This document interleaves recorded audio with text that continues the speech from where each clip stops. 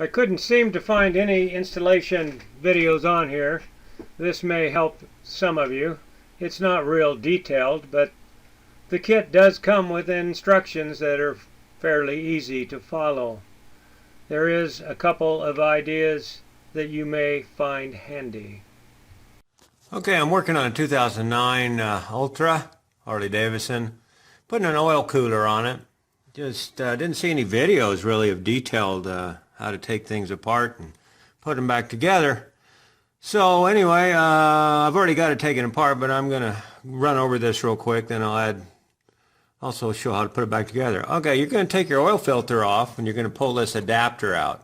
Okay? Pretty dang simple. Then you take your two nuts off down here that hold on your regulator, right like that. Okay, then just lift that off. The instructions, some of them say unplug them wires and so you can get it off. I got it off without doing that.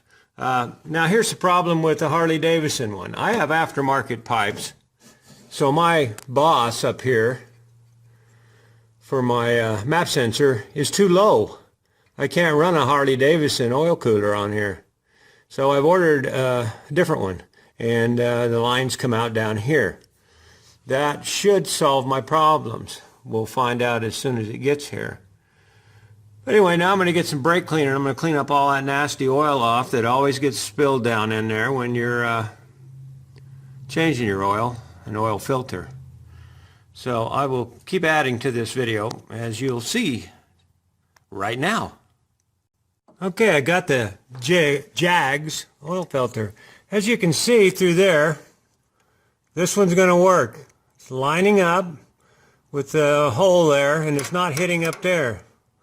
So, if you're having that problem, it looks like this is the one that's going to solve that.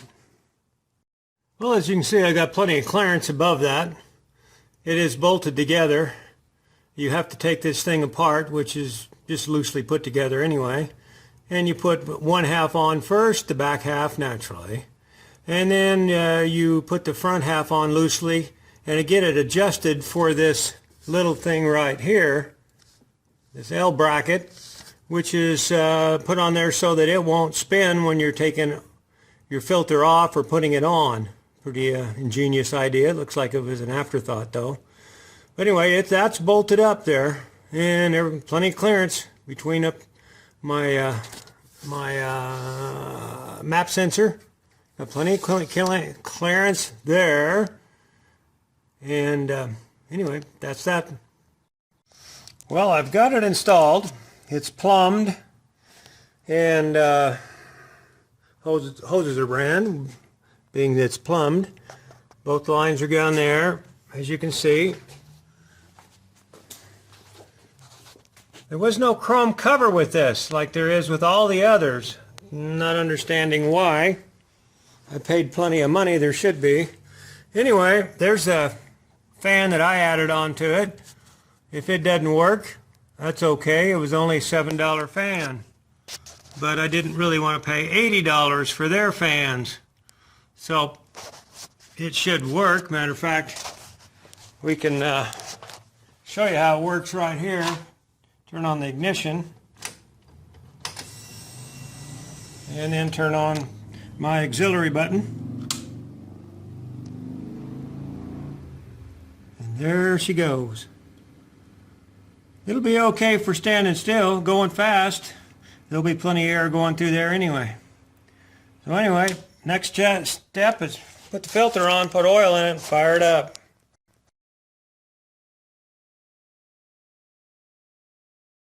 Well, it's running. We're checking for oil leaks. I don't see anything pouring out. That knocking is that, not my motorcycle. It don't knock. Hopefully. Anyway, I don't see nothing leaking.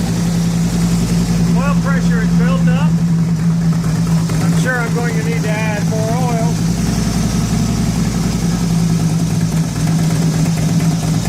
Can't read that or not. Anyway, it's installed finally. I would like to say a couple things the Harley-Davidson dealer did a good job helping me out. Like I said, the first one didn't fit because of the boss up there. But Nick down there at Snake Harley-Davidson, he did research. He found this one that works.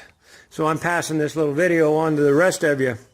Plus, another thing that I was a little baffled at is I got my torque wrench out because the Harley one had all kinds of torque specs to torque everything down. This just said tighten it.